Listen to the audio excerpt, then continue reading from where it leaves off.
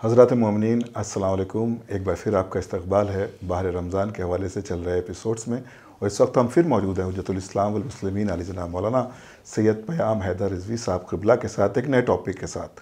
آج ہمارا جو ٹاپک ہے وہ ہے وعدہ خلافی۔ وعدہ خلافی ایک ایسا ٹاپک ہے کہ جو ہماری زندگی میں روزانہ دو چار ہوتے ہیں، تو ہم جاننا چاہیں گے قبلہ آپ سے کہ یہ وعدہ خلافی جو ہے اس کا شریعت میں کیا حکم ہے، وعدہ کرنا یا وعدے کی مخالفت کرنا۔ اس طرح کے ہمارے زندگی میں روزانہ اس طرح کے مسائل پیدا ہوتے ہیں، شریعت کا کیا حکم ہے اس کے متعلق؟ اعوذ باللہ من الشیطان اللعین الرجیم، بسم اللہ الرحمن الرحیم۔ وعدہ خلافی کے بنسبت اسلام کی کافی تاکید ہے کہ ہم وعدہ خلافی نہ کریں، اور مومن جب وعدہ کرتا ہے تو اس پر وفا کرتا ہے، مومن اپنے وعدے کا پابند ہوتا ہے۔ ہماری حدیث اور روایات دونوں میں، روایات میں اور آیات قرآن میں بھی اس کا ذکر ملتا ہے۔ جیسے قرآن نے کہا وَأَوْفُوا بِالْعَهْدِ إِنَّ الْعَهْدَ كَانَ مَسْئُولًا، آپ اپنے عہد و پیمان کو، اپنے وعدوں کو جو دوسروں سے کرتے ہیں اس پر وفا کریے، اس پر پابند رہیے، اور اگر نہیں پابند رہیں گے تو یہ قیامت کے دن آپ سے اس کے بارے میں سوال کیا جائے گا۔ تو عہد و پیمان کہہ لیجئے، وعدہ کہہ لیجئے، جب وعدہ بہت زیادہ مضبوط ہو جاتا ہے تو اس کو عہد و پیمان کہا جاتا ہے، وہ بھی ایک طرح کا وعدہ ہے۔ اور تھوڑا سا چلتے پھرتے کہہ دیا تو اس کو ہم وعدہ کہہ دیتے ہیں۔ مثلا میں نے کہہ دیا کہ شام کو قبلہ آپ سے ملنے آؤں گا، یا کسی دوست سے وعدہ کر لیا کہ میں آپ کی یہ ضرورت پوری یہ ہم وعدہ کہتے ہیں، لیکن جب اسی میں تھوڑی تاکید بڑھ جاتی ہے تو وہ عہد کہلاتا ہے کہ ہم نے کہا ان سے عہد لیا تھا، عہد و پیمان لیا تھا، پھر بھی انہوں نے عمل نہیں کیا، کہا جاتا ہے۔ تو یہ عہد ہوا یا وعدہ ہوا، ایک ہی مفہوم ہے۔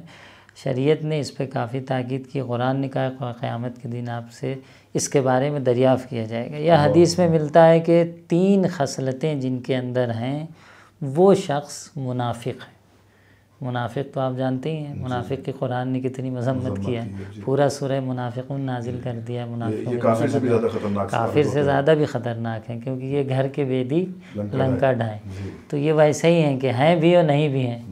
تو اب جو انسان ہے بھی اور نہیں، ایک انسان کہتا ہے میں نہیں ہوں، یا ایک کہتا ہے میں ہوں، اور یہ اس میں کہیں کہ ہیں بھی اور نہیں بھی، تو جہاں پہ یہ تصور آ جاتا ہے کہ ہم ہیں بھی اور نہیں بھی ہیں تو پھر وہ مشکل ہوتی۔ تو اسلام نے کہا ہے کہ 3 خصلتیں جن کے اندر پائی جاتی ہیں وہ منافق ہیں، ان کے اندر نفاق پایا جاتا ہے۔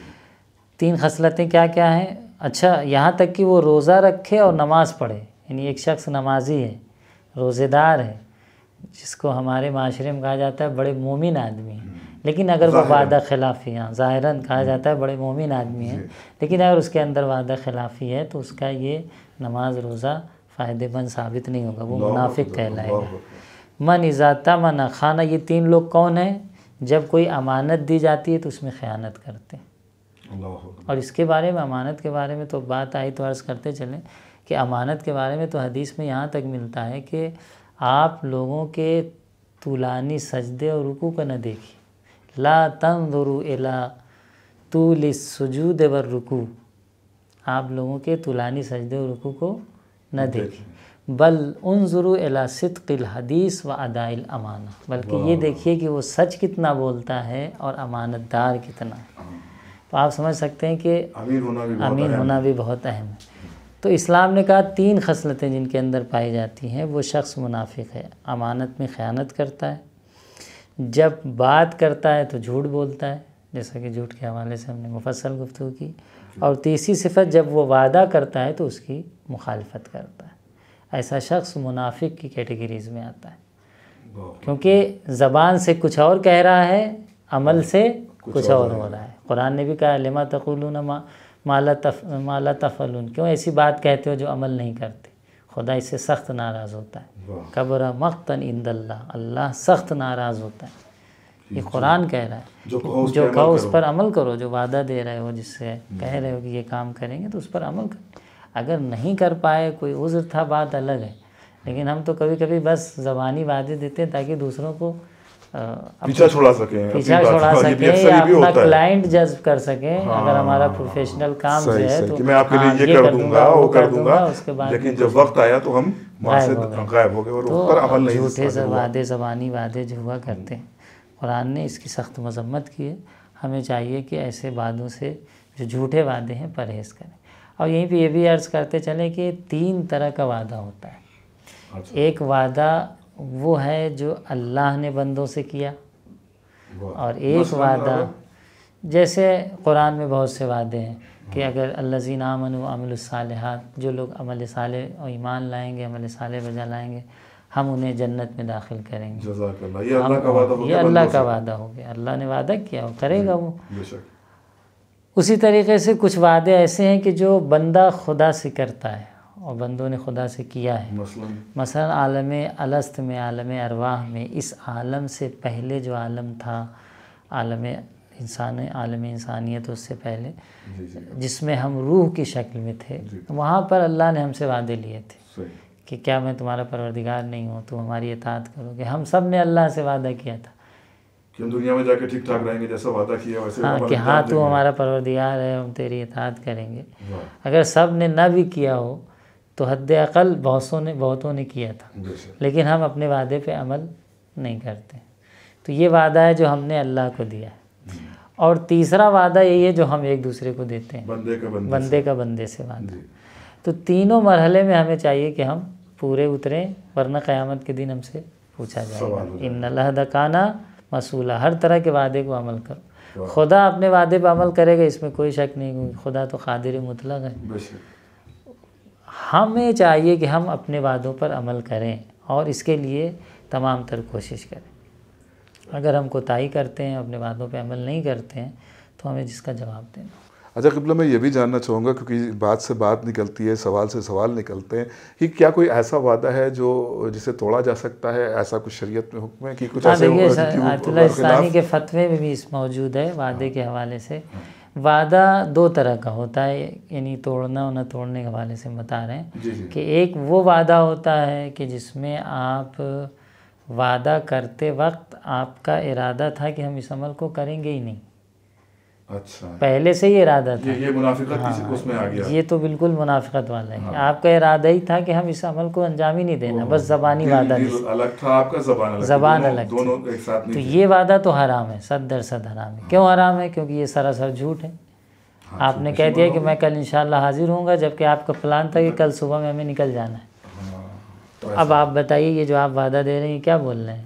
یہ جھوٹ بول رہے ہیں سامنے والے سے، کہ اسے دھوکے میں رکھ رہے ہیں۔ تو یہ تو سراسر حرام ہے، گناہ بھی ہے، جھوٹ شمار ہوگا۔ وعدہ ہے جو جھوٹا وعدہ ہے، جسے کہا جاتا ہے، بہت سے لوگ دیتے ہیں جھوٹے وعدے، تو یہ جھوٹا وعدہ تو سراسر حرام ہے۔ ایک وعدہ یہ ہے کہ بھائی ہم وعدہ دیتے ٹائم ہمارا پورا ارادہ تھا کہ اس پہ ہم انشاءاللہ عمل کریں گے۔ انشاءاللہ تو ہر کام میں مومن کو لگانا چاہیے، لیکن بعد میں کچھ ایسے اسباب ہوئے یا کچھ مشکلات پیش آئیں یا کچھ ایسی رکاوٹیں آ گئیں کہ جس کی وجہ سے اب ہمیں اس پر عمل کرنے میں مشکل ہو رہی۔ صحیح۔ تو ایسی صورت میں ہمیں کیا کرنا چاہیے؟ ہماری کیا ذمہ داری؟ دیکھیے اس میں ہماری شرعی ذمہ داری ہے کہ ہم اس پر پوری طور پر عمل کرنے کی کوشش کریں اگر ہم نے وعدہ کیا ہے۔ اگر کبھی ہمارے ساتھ کوئی عذر پیش آ گیا ہے تو جس سے وعدہ کیا ہے اس سے اجازت لیں، یا اس کو اطلاع کریں۔ اطلاع یعنی وہی اجازت لینی ہوگی کہ ہم جو اس کو فون کریں گے، بھائی دیکھیں ہم نے وعدہ تو کیا تھا لیکن کوئی عذر ہو گیا، آپ ہمیں معاف فرمائیے، کیونکہ وعدہ اسی کا حق ہے۔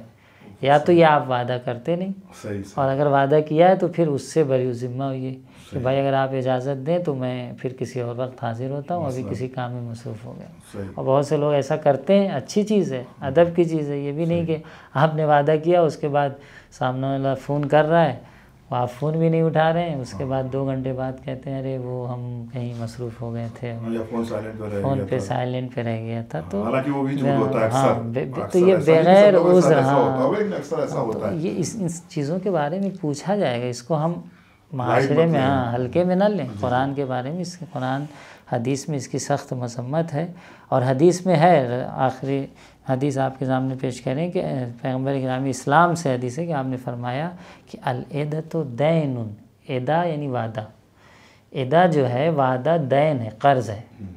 تو قرض کا کون معاف کر سکتا ہے؟ ابھی ہم نے عرض کیا نا کہ جس سے وعدہ کیا وہ اگر معاف کر دے، قرض جس سے آپ نے لیا وہی معاف کر سکتا ہے۔ وہ کہے کہ بھائی جاؤ ہم نے چھوڑ دیا تو کوئی بات مسئلہ نہیں، اس میں خدا کا، کیونکہ بندوں سے بندوں کا ہے۔ تو وعدہ ایک قرض ہے۔ العدۃ دین ویل لمن وعد ثم اخلف، ویل ہو اس شخص پر جو وعدہ کرے اس پہ مخالفت کرے۔ پھر آپ نے فرمایا ویل لمن وعد ثم اخلف، پھر آپ نے فرمایا ویل لمن بعد ثم خلف، 3 مرتبہ رسول اکرم اسلام نے فرمایا کہ ویل ہو. اچھا ویل ہے کیا؟ ویل جہنم کی ایک وادی ہے. اللہ اکبر. کہتے ہیں نا ویل یعنی عذاب ہے ایک طرح کا، جہنم کی ایک وادی اس کا نام ہے ویل. تو 3 مرتبہ رسول اکرم اسلام فرما رہے ہیں کہ ویل اس شخص پر جو وعدہ کرے وہ مخالفت کرے. تو وعدہ ایک قرض ہے، ذمہ داری ہے.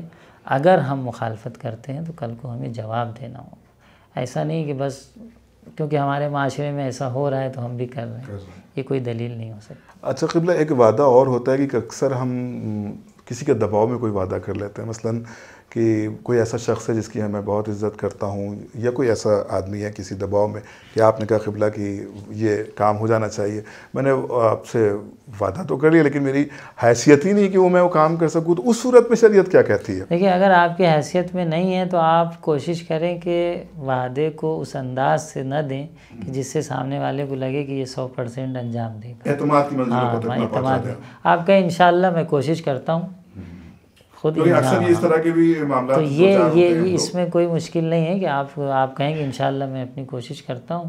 اگر ہو جائے گا، اب ہو پائے گا نہیں ہو پائے گا یہ تو بعد کی منزل ہے. لیکن آپ ایک دفعہ کہتے ہیں کلیئر طور پہ کہ بھائی اس کام کو انشاءاللہ ہم کل کر دیں گے. یہ انشاءاللہ تو خیر ہمارا تقی کلام ہوتا ہے، لیکن جب ہم اس میں کہیں گے انشاءاللہ کوشش کرتا ہوں تو سامنے والا کہے گا، تو اس میں گنجائش ہوتی ہے کہ بندے نے کہا کوشش کرتا ہوں، ہو سکتا ہے نہ کر پائے. تو انشاءاللہ تو خیر ہر کام میں ہمیں کہنا چاہیے، لیکن یہ کہ کچھ انشاءاللہ وہ ہوتے ہیں کہ جس میں ہم صرف انشاءاللہ بہت ہی یقین کے ساتھ کہتے ہیں انشاءاللہ آپ کا کام ہو جائے گا اور بعد میں نہیں ہوا. تو یہ انشاءاللہ کا جو سمجھانے کا طریقہ ہے وہ محاورے یعنی ایک دوسرے سے بات جب ہم کریں گے، گفتگو کریں گے تبھی سمجھ میں آئے گا، ایسے نہیں سمجھ میں آتا.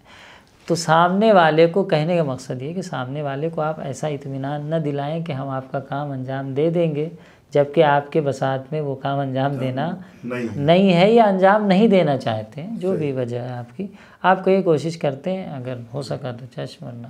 تو آپ دیکھیے جو ہمارے علماء ہیں جن کا معیار تھوڑا بلند ہے، جن کا انداز گفتگو معیاری ہے اور دین کے متون اور دین کی تعلیمات اور طور طریقے سے آشنا ہے، تو ان کے انداز گفتگو میں یہ چیزیں آپ پائیں گے. کبھی بھی وہ کسی چیز کو صراحت کے طور پہ وعدہ نہیں کریں گے اور بولیں گے بھی تو اسی انداز سے. تو کیونکہ انہیں پتہ ہے کہ ہمیں کہاں تک اجازت دی گئی. صحیح، وہ اپنی عقل کو آگے رکھتے ہیں، شریعت کو آگے رکھتے ہیں، نہ کہ جذبات کو. تو وہ جہاں تک انہیں اجازت دی بس اتنا ہی وہ کہتے ہیں. تو مولانا صاحب ایسے کیوں کہہ رہے ہیں؟ بھائی مولانا صاحب کو جہاں تک پرمیشن ملی وہاں تک کہہ رہے ہیں، اس انداز سے کہہ رہے ہیں. بہت شکریہ قبلہ، آپ نے وعدہ اور وعدہ خلافی کے حوالے سے جو بیان سامعین کے درمیان پیش کیا، یقیناً ہمارے سامعین اس سے ضرور استفادہ کریں گے، اور یقیناً آپ کی زندگی میں بھی سامعین اس طرح کے مسلسل واقعات بھی درپیش ہوتے ہوں، کبھی کبھی آپ اس سے خود دو چار ہوتے ہوں گے. تو جیسا کہ قبلہ مولانا پیام حیدر رضوی صاحب نے آپ کی خدمت میں عرض کیا، آپ اس پر عمل کریں، کیونکہ ہمارا کچھ گناہ ہمارے سے ایسے ہو جاتے ہیں جن کا ہمیں اندازہ ہی نہیں ہوتا کہ ہم کتنی بڑی غلطی کر رہے ہیں، کتنا بڑا اللہ کی نگاہ میں یہ گناہ ہے. تو ہمیں منافقت سے پرہیز کرنا ہے، اور مومن یہ ایپیسوڈ انشاءاللہ جاری و ساری رہیں گے. اور آپ کے ذہن میں بھی کسی بھی متعلق شرعی مسائل کے حوالے سے کوئی بھی گفتگو یا کوئی بھی ذہن میں آپ کے سوال پیدا ہو رہا ہو تو آپ ہمارے کمنٹس باکس میں کریں، یا قبلہ کا نمبر اسکرین پر موجود ہے، آپ ان سے ڈائریکٹ رابطہ کر سکتے ہیں. امید ہے کہ یہ پہلے ایپیسوڈ کی طرح یہ بھی پروگرام آپ کو بہت پسند آیا ہوگا، اور انشاءاللہ ہم آپ سے پھر ملاقات کریں گے کسی نئی گفتگو کے ساتھ، کسی نئے شرعی پہلو کے حوالے سے. اور جب تک کے لیے دی اجازت، ہمیں خدا حافظ وسلام. اپنا خیال رکھیں، اور عبادتوں میں یہ مہینہ انشاءاللہ ہم سب کو گزر بسر کرنا ہے. اپنا خیال رکھیں. خدا حافظ وسلام.